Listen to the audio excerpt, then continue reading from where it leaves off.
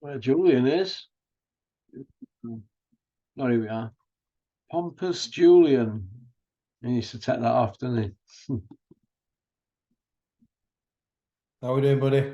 Welcome to part two. Thank you for liking and subscribing and leaving a comment, but mainly let me know my mark out of 10 for this video, because people keep saying, you're always going on about Robert Smith at the board. He's mark out of 10 for 15 years. You can't just give him a 0. Look what he's done for the sport. Well, what's my mark out of 10 for this bit? Roberto Smith, eh? Have you heard anything about Gary Sykes's 30-minute sit down we want with Roberto Smith, Julian, after the billboard antics? Yes or no? Nothing. Silence.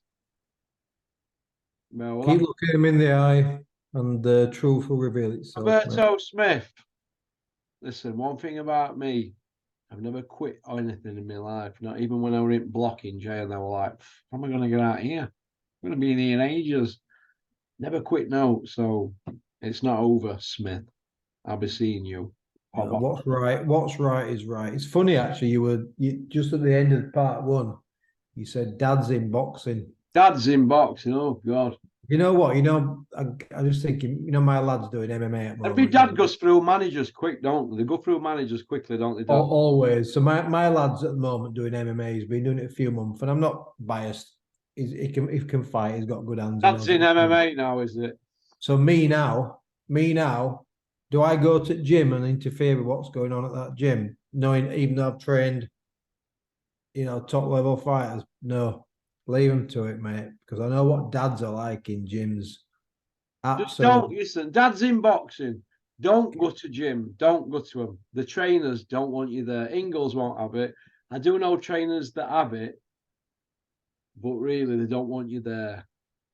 So I've had it a couple of times in past, and it's a bad idea. Don't want it, do they? Because they know best, don't? Because every dad thinks he knows boxing, but your kids are in good hands. They're board registered. They'll all be checked. They're all if they're board registered, they're good trainers, right? Stay out of their gym. They don't want you in there. If your lad were laying bricks on a building site, you wouldn't be poking your nose in, would you? Yeah. Stay out. Unless you have got, unless you have got some level of authority to voice an opinion because you've been there and done it, that's slightly different. But yeah, it was the same when my lad used to, he's here now just sorting his stuff out. It's the same when he used to play football. I didn't get involved. No. Yeah, what do I know about football? Nothing. No. But the amount of nothings, next to nothing. I played for St. Joseph's when I was a kid because there were 11 boys in class. So I played for St. Joseph's. I was crap at soccer, absolutely garbage. And so when Joe started playing football, I just stood there, dropped him off, watched him play, and kept my mouth shut, mate. It's just dad's in sport. Ah. Yeah. How do you see the middleweight division at the moment? People have been texting me today saying Billy Joe's going to do middleweight. He's got an SNC guy on board and all this. I says, well, his first one is going to have. We're at 175 in it. Now you're saying he can do middle. It changes by the day. And I just think, you're not going to do 160 when you've never made it for years, are you? At 30. Look, I refer to the previous conversation we've just been having. Laymen on football touch lines, laymen in boxing gyms, laymen commenting, emailing you saying Billy Joe's going to do 160. They know nothing. We get older, we get heavier, we get denser. As skeletal, as bones increase, as mass increases, as testosterone drops, as metabolism slows down, you got to work 5 times as hard. He'll have to work 5 times as hard to make 168, never mind 160. And if he does make 160, I want to know how he's done it. Yeah, I do. Doesn't happen. It just doesn't happen. You wouldn't have thought at this stage in his career, would you? It's quite dangerous, isn't it, really, isn't it? It's highly dangerous. I mean, I thought Lee Wood how Lee Wood still makes featherweight, I got He's moving no up now, isn't he? idea. But he's get belt up on him now, apparently. He had to, didn't he? He really struggled in that fight with Josh Warrington, didn't he?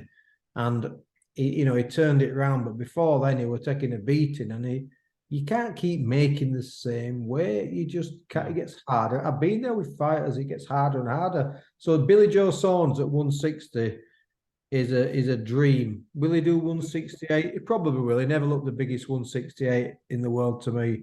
But as you know, my thoughts on that. Anyway, I'm not right fussed if he boxes again or not. Yeah, 2 seconds. I'm careless. That fucking camera is storing my fucking life, innit? I ain't got a clue with this tech shit, you know me. Just keep throwing money at job, but I'm not the best. you what, mate?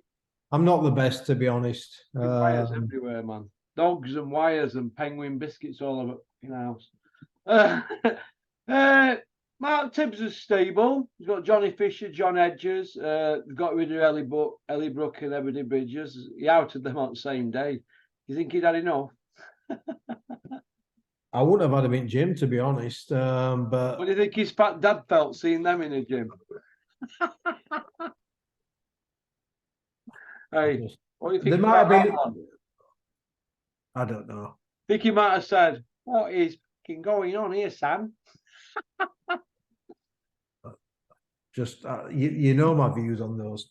I just despair. I just despair. Yeah. Apparently, Ebony Bridges is the next Wayne's going to break the internet or something. Is that what she keeps saying? Well, she won't get any views off me.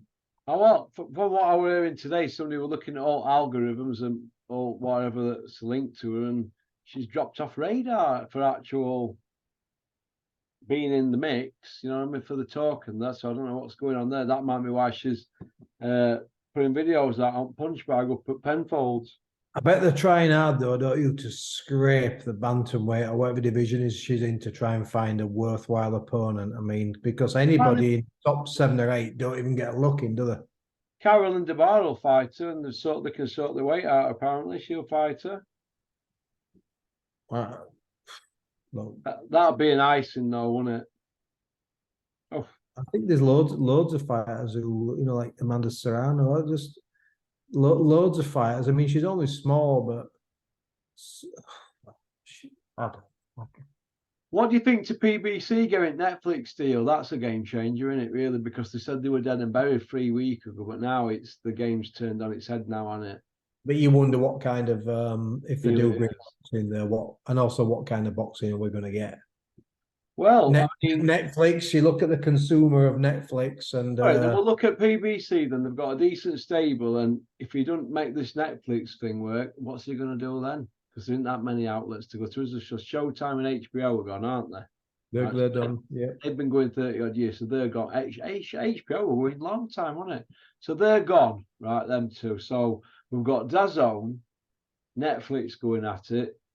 Sky, they need to up the game. And there's Dennis's Fight Zone. I don't even think they're at races at the moment.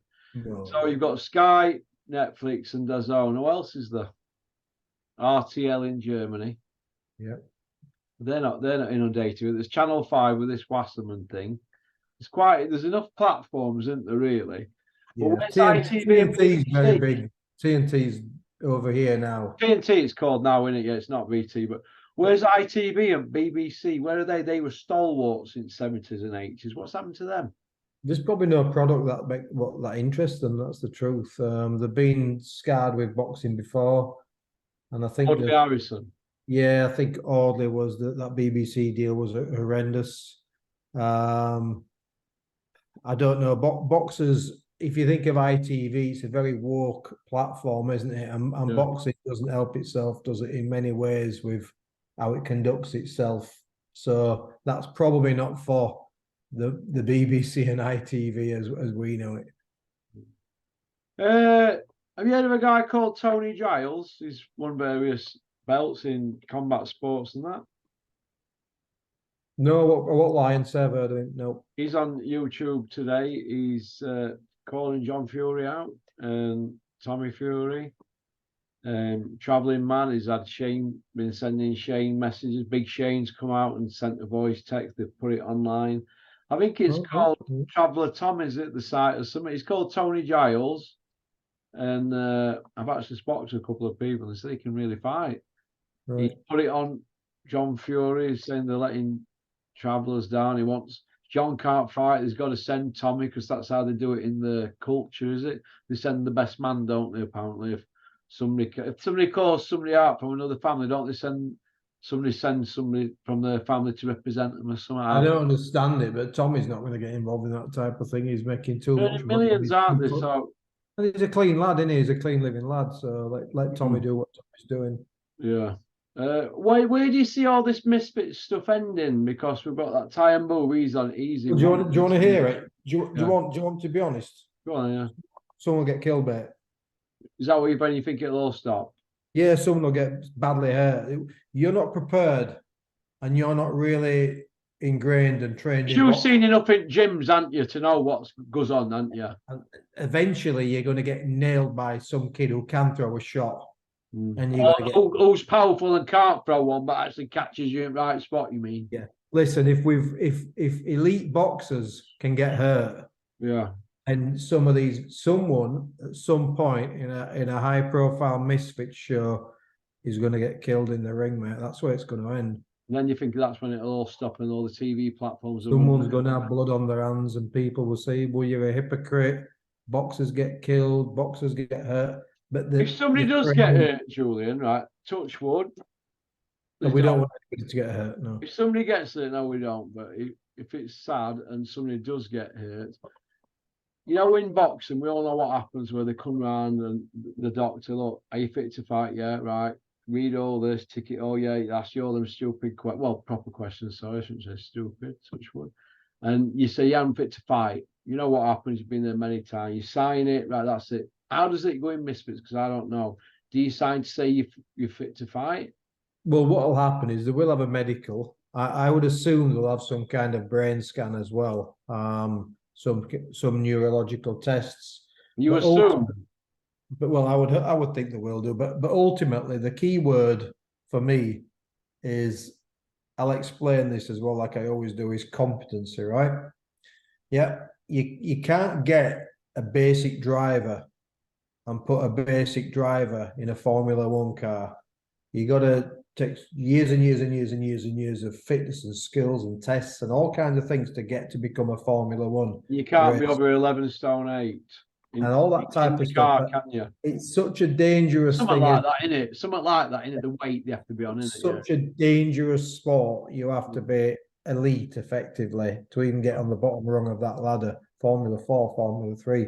But yet, boxing, which is a brutal sport, which involves people getting knocked out, you don't have to pass a competency test, because the guys who were seen on these misfit shows are not competent. There's a few of them can fight a little bit, do a little bit of boxing training, but some of them are clearly not competent. It's like that the girl who Mark Tibbs had in her gym, the porn star. I mean, she can't box, she can't fight, she can't do a thing, can she? She's absolutely useless. She's as useless as useless as it gets. But at some point, they'll do the calculations wrong, and there'll be somebody who really can throw a shot, who really catches them, and they'll get badly hurt, mate. You play tennis, you play rugby, play football, you don't play boxing. Yeah, this is why I'm a bit surprised that. Oh, I don't want to say I'm having a dig at him, but I'm surprised that people like Calla getting involved with stuff like this, because his dad built that company up for years, didn't he? And then he's going and doing that. Oh, no, I have a dig at him. I'm having a dig, mate, because it's immoral what they're doing. Yeah, I understand that. It's disgusting. But how can Calla be involved in that Eubank against the Harlem Eubank thing that's on this weekend? And then he's doing misfits. How can they play both sides when I know people that have been in front of the board and lost their licenses for being involved with white collar and stuff? So how can that be right? I was an amateur coach twice, before pro and after pro, and I kind of went back to it. And I think think I spent about 8 years, 9 years altogether as an amateur coach. Yeah. One of the things you have to do, what's quite difficult, but the most important thing you have to do as an amateur coach is you have to look after you. People are entrusting their children with you to care. You match them. You know, if you can see straight away kids who can't fight. Yep. Yeah. So you put them in with a seasoned amateur in sparring, you just let them touch him, you let them move around with them. You build the confidence, you build the fitness, and then they might take a little bit of a jab off a little, you know, a kid who's a little bit more skilled than them.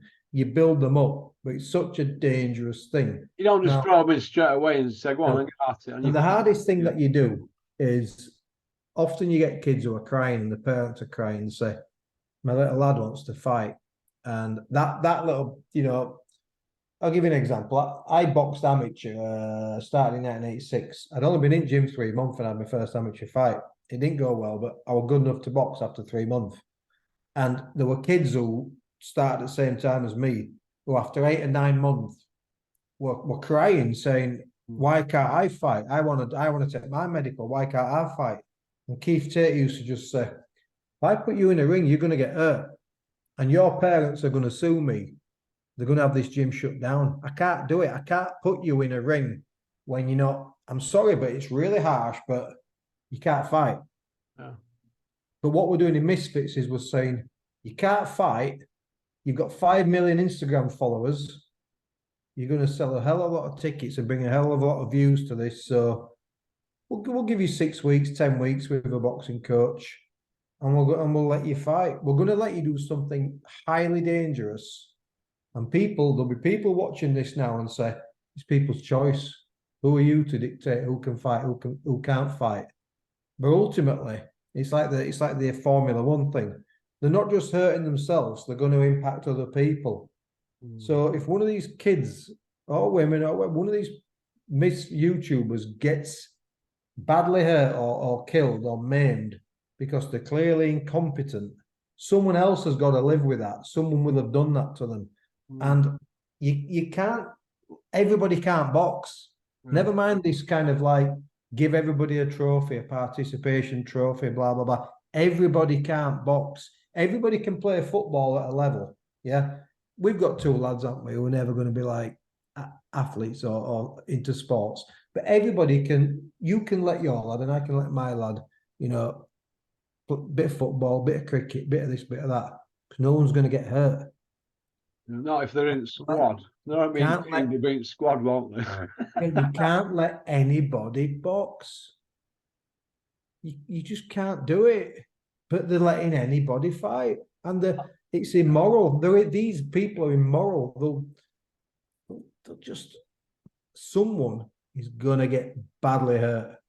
I know a guy who comes up to me all the time and he says it'll be somebody like an accountant fighting another accountant, and one will have a bit of gym experience and one won't, and it'll be a tonking and they'll be on slab.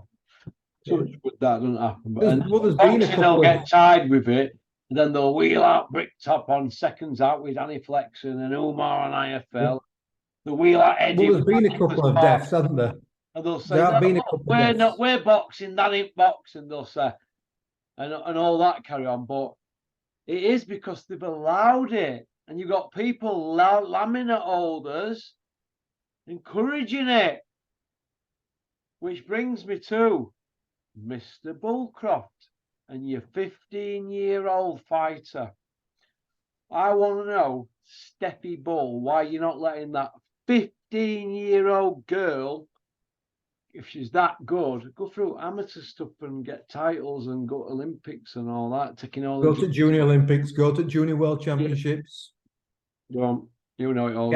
Else. Junior, let her go through the system. I know she's had some amateur fights and she's a talented young girl apparently. Let her go through the system, let her represent the country, let her go to Junior World Championships, Junior Europeans, Junior Olympics. Let her get an education. Yeah. Yeah, get this girl a first-class education for when boxing doesn't work out, if it doesn't work out. But just because of egos, just because people want to set records and they want to, this damages people, does this, you know. There's no need to rush anybody, just for what? Just to say, she's the youngest, youngest professional, youngest British girl. For what? Who sounds good? Who's looking out for this girl? Well, I don't know really, because I don't really know. I don't know all the story. I don't know what I've seen. Competent. I've seen her. She's competent. Yeah, but and he's She's not very doing, good. he's not doing anything illegal. But is it immoral? Yeah, I think it is. It's somebody's daughter. What are the parents doing? Well, if they were in my company, I'd say you should be ashamed of yourself doing that, because I don't want that for my girl at 15. Even if she could fight, like I wouldn't want it. I wouldn't want that. And a 15-year-old, shouldn't she like be, I don't know, messing about with hair dryers and makeup and all that shit with her mates and all that? Isn't that what they do at that age? I think there's one thing is, let people box competitively. That's absolutely fine. 11, 12, 13, whatever, absolutely fine. Yeah. Discipline, skill, fitness, health. It's very, very safe. Is amateur boxing. The referees are onto stuff really, really quickly. Certainly with the more novices.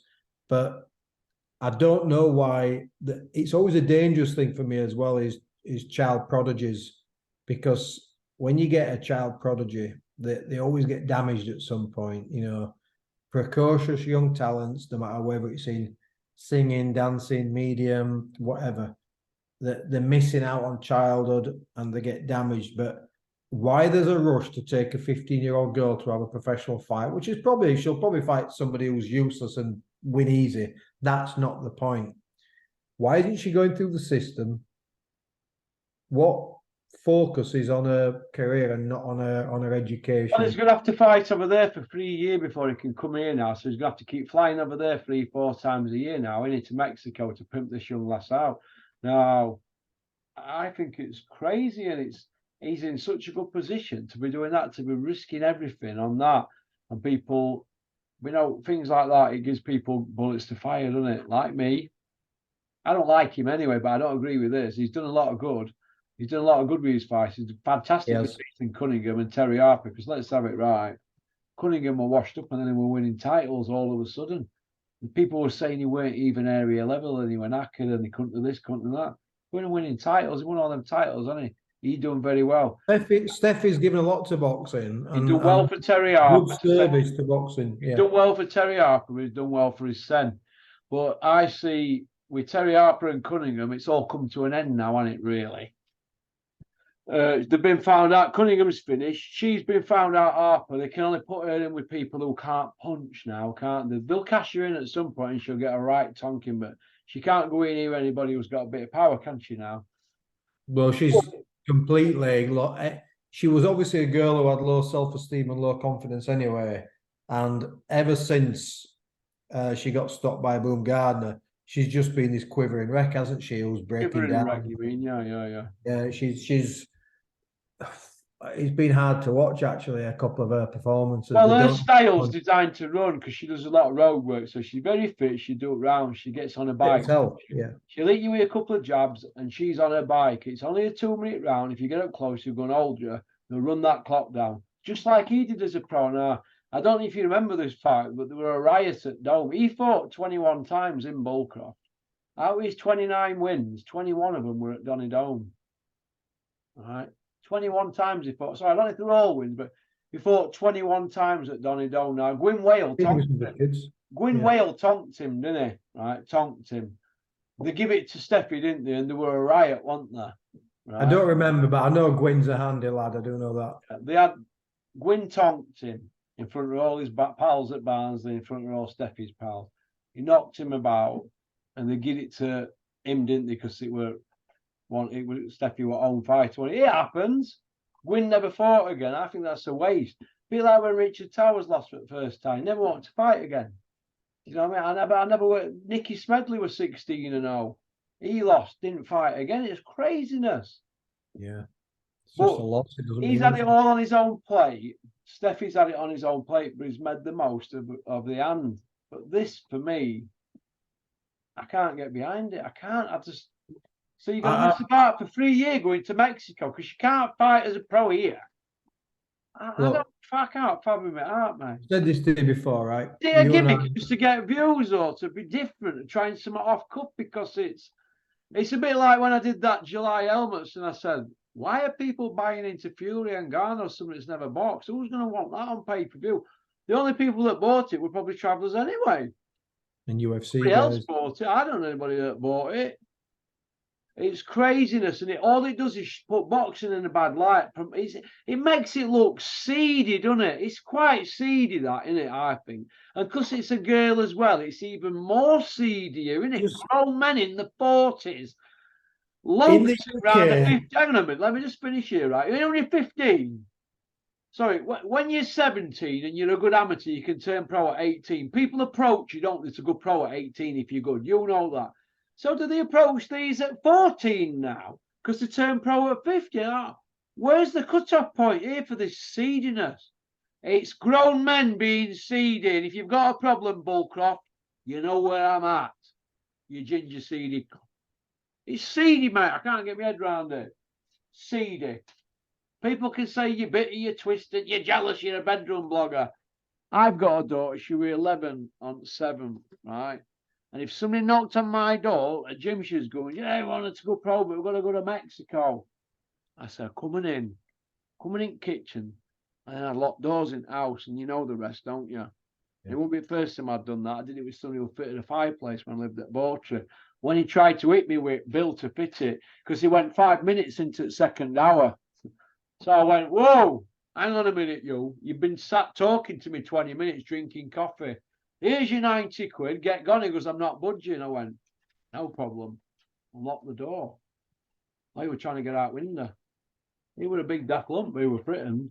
He was trying to get out window, but I didn't give him another penny. And that's like this. It's seedy, mate, and wrong. That's how I look at it. Wrong.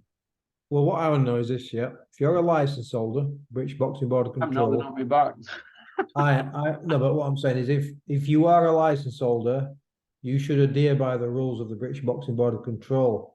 And the rules are you can't turn professional till you're 18. Yeah. So what are the board going to do about how's he got round this messing about with kids? I don't mean all like that. I mean, getting kids to sign at 15, British license holder laminate.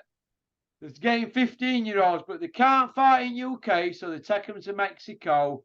Basically, it's pimping. It's pimping anyway in UK. You're getting in there, spilling your guts, and they're taking a cut off you.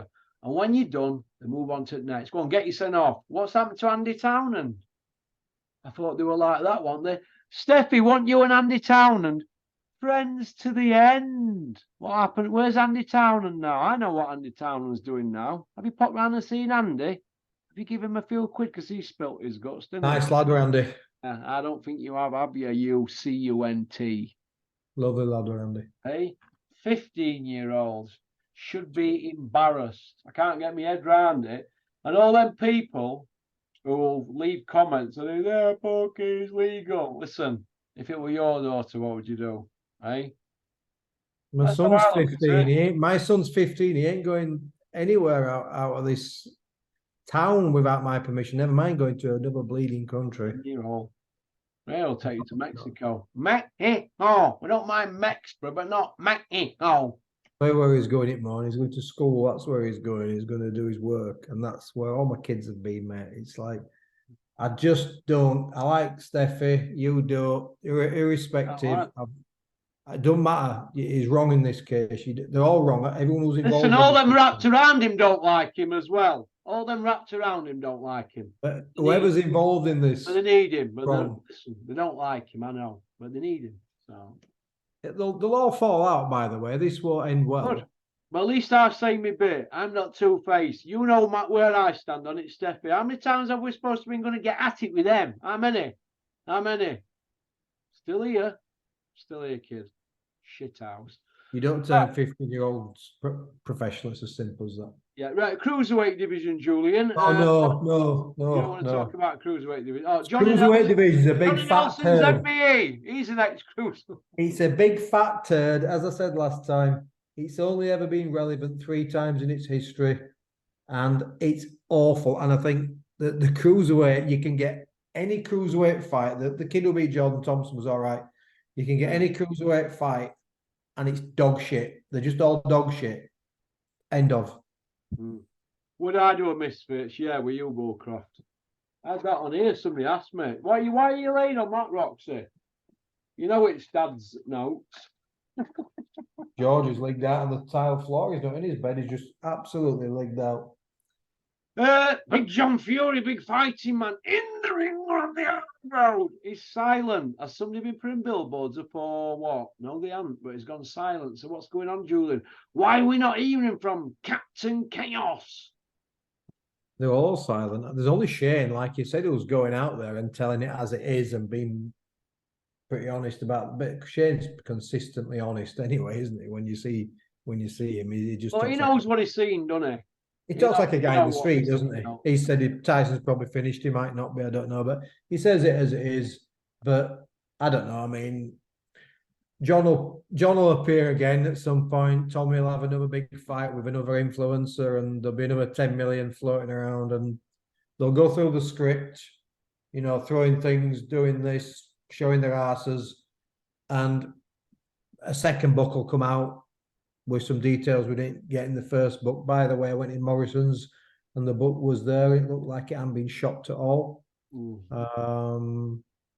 Still there, so I don't know if it's selling or not, but they'll do what they'll do. John is brilliant at the promotional side of things. He gets it, doesn't he? He gets it. I've come to the conclusion, though, even the John Fury fans, and there are a lot of John Fury people love John, but I've come to the conclusion they think it's a bit of a parody as well, and even they don't believe the stories. They don't believe the stories. Well, that gypsy lad, Tony Giles, will come out and just tell it straight. He says, look, he's showing gypsies up.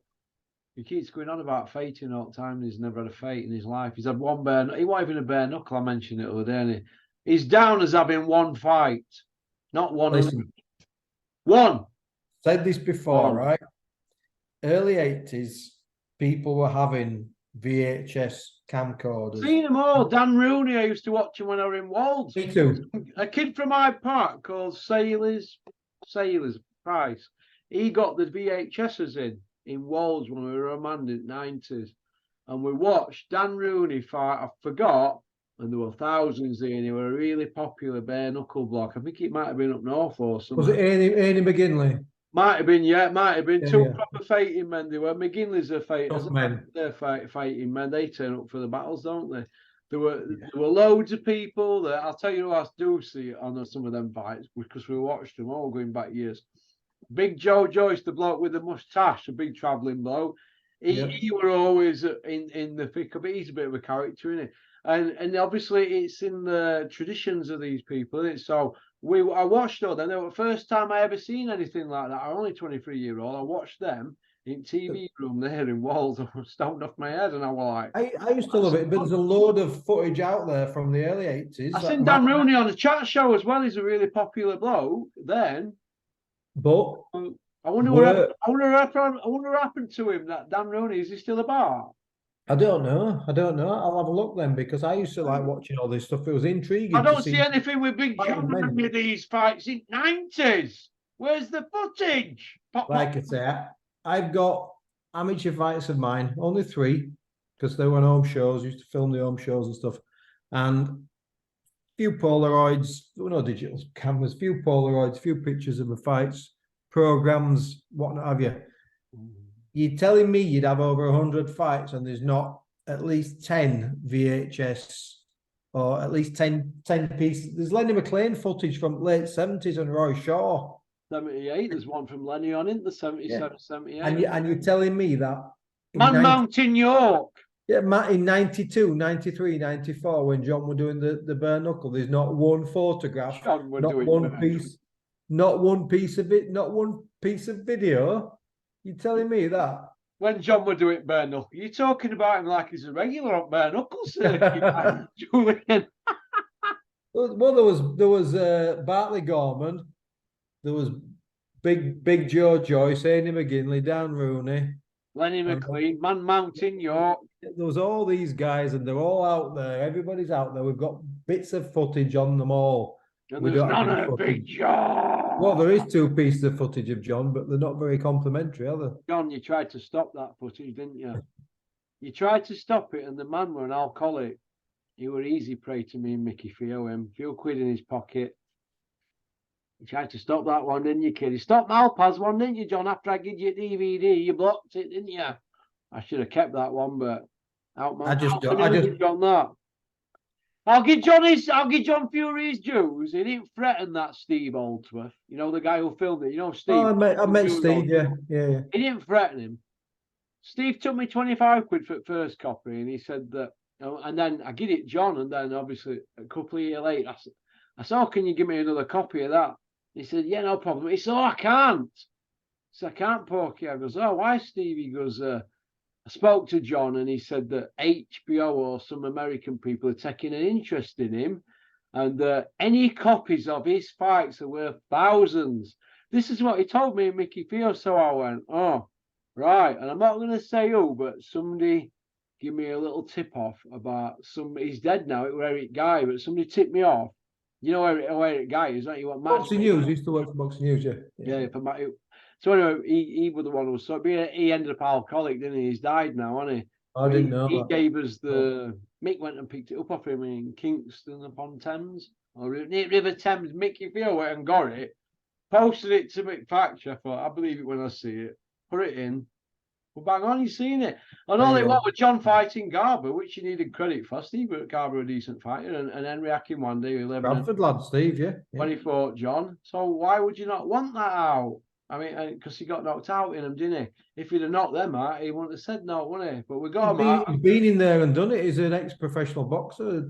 10 out of 10. No one's saying everybody has to be a champion or you know, a world ranked or anything like that. But be happy with that. Your sons are very successful fighters, albeit at different levels. One's the heavyweight champion of the world. It's amazing. We feel good at it, didn't we? It's my most viewed video. If you go look at it, just click on home part on here, and then it'll say most popular video. Click on it. I think it's about 100,000 in that one. It might be about 136,000, something like that. And it's a good video. I filmed it in Leeds at Crawford Ashley's gym. Crawford. John had a go as well. If you watch him in those fights, he got stuck in. He had a go. He had a ball. He's an orthodox fighting as a southpaw, though, isn't he? You can see. He wasn't slick with it. He wasn't. You can always tell when someone's been turned around because the way they throw the backhand, they never get any twist or rotation in the shot, and it was just his backhand his left cross was just an arm punch, and you can tell he'd been turned around. Yeah. Well, I think when they're doing that, fighters, I think they're looking for a way out, Julian. Me, you know, I think when they do that, they just want taking out. I do, honestly. That's my personal opinion on it. You're throwing arm punches, mate. You're not really having a fight, are you? Come on, the reach, reaching, isn't it?